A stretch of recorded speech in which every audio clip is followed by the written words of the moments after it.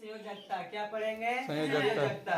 तो संयोजकता बनाने से पहले हम लोग को इलेक्ट्रॉनिक विन्यास आना चाहिए। Yes, sir. ठीक है, तो हम लोग 1 से 20 तक इलेक्ट्रॉनिक विन्यास पहले निकालते हैं, सबका संयोजकता तुरंत देते हैं क्या। तो देखते हैं, जैसे हाइड्रोजन का परमाणु संख्या कितना होता है? 1। तो यहाँ लिखाएगा 1। क्यों?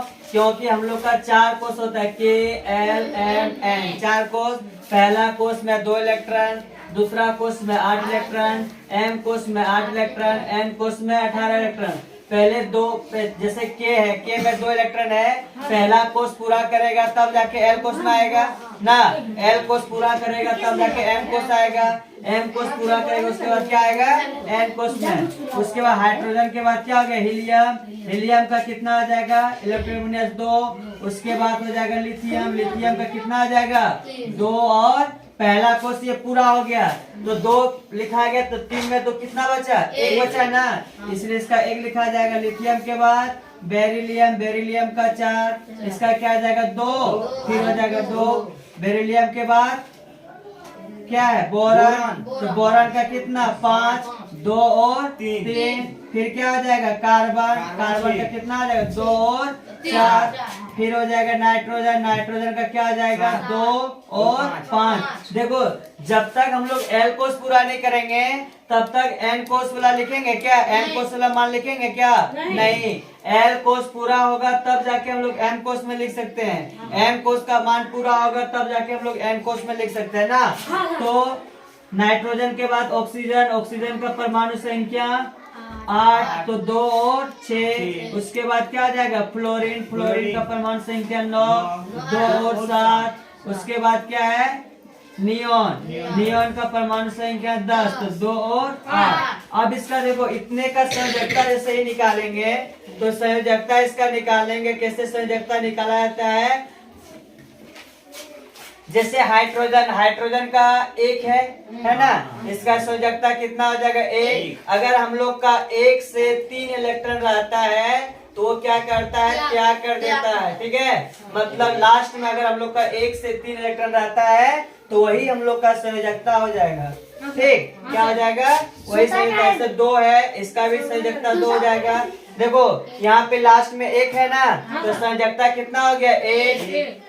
बेरिलियम का लास्ट में 2 है, इसलिए संयोजकता कितना हो जाएगा? 2। इसका लास्ट में 3 है तो इसका भी संयोजकता 3। यहाँ पे देखो, अब 3 से ऊपर हो गया।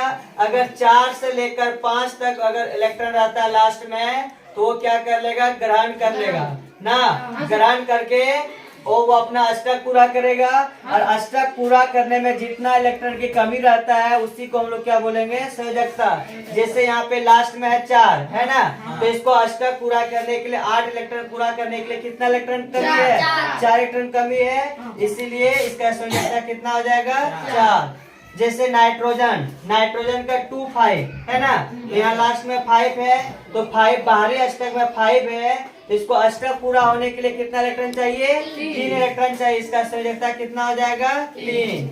उसी प्रकार हम लोग का ऑक्सीजन का निकालेंगे, लास्ट में 6 है ना, तो 6 को अष्टक पूरा होने के लिए कितना इलेक्ट्रॉन चाहिए?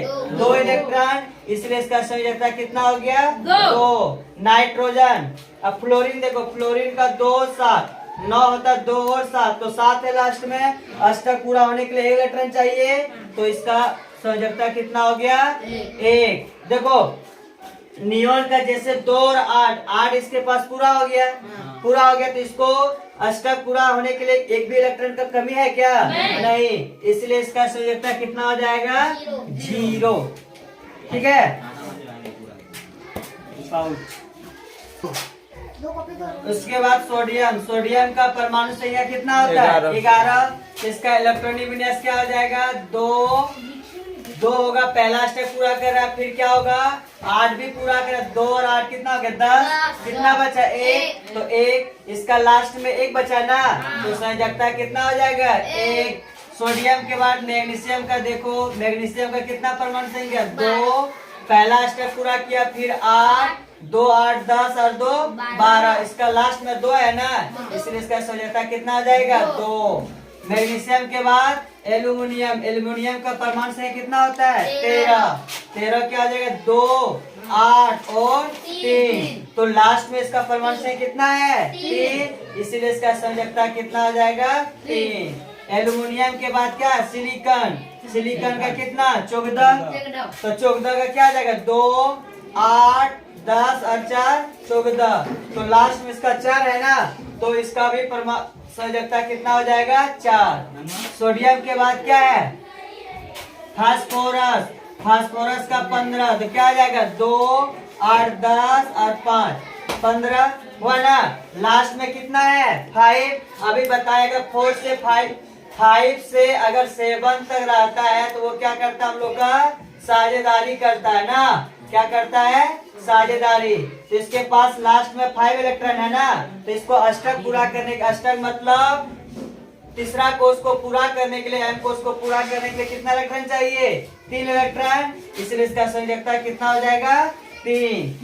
पोटेशियम के बाद उसके बाद क्या है? सल्फर। सल्फर का परमाणु संख्या 16। तो 16 का क्या आ जाएगा? 2, 8, 6। लास्ट में 6 है, 6 है ना, तो 6 को अष्टक पूरा 8 पूरा होने के लिए कितना इलेक्ट्रॉन चाहिए? 2। इसलिए इसका संयोजकता कितना हो गया? 2। सोडियम के बाद क्लोरीन। क्लोरीन का परमाणु संख्या 17। 2, 8, 7 ना, तो लास्ट में कितना है? 7। तो 7 को 8 पूरा होने में कितना इलेक्ट्रॉन चाहिए? 1। इसीलिए इसका संयोजकता कितना हो गया? 1। उसके बाद आर्गन। आर्गन का क्या आ जाएगा? परमाणु संख्या 18। 2, 8, 8 18। देखो इसका बाहरी अष्टक में कितना है? 8 इलेक्ट्रॉन है, तो ये ऑलरेडी अपना अष्टक पूरा कर लिया है, इसीलिए इसका संयोजकता होगा क्या? नहीं। इसका संयोजकता कितना हो जाएगा? 0। आर्गन के बाद क्या है? पोटेशियम। पोटेशियम का परमाणु संख्या 19। 2, 8, 10 और 8 18। देखो ये तीसरा कोष ही पूरा कर लिया। अब ये जो लिखाएगा चौथा कोष में लिखाएगा, तो चौथा कोष में कितना इलेक्ट्रॉन? 1 इलेक्ट्रॉन बचा है, तो इसका परमाणु संयोजकता कितना हो जाएगा? 1। समझ गया? ठीक। इसी तरह हम लोग 20 से आगे भी बना सकते हैं। कैल्शियम हो गया, उसके बाद स्केडियम, वेनेडियम, टाइटेनियम 30, 40, 50 तक हम लोग ऐसे ही करके इलेक्ट्रॉनिक विन्यास निकाल सकते हैं और उसका संयोजकता आसानी से निकाल सकते हैं।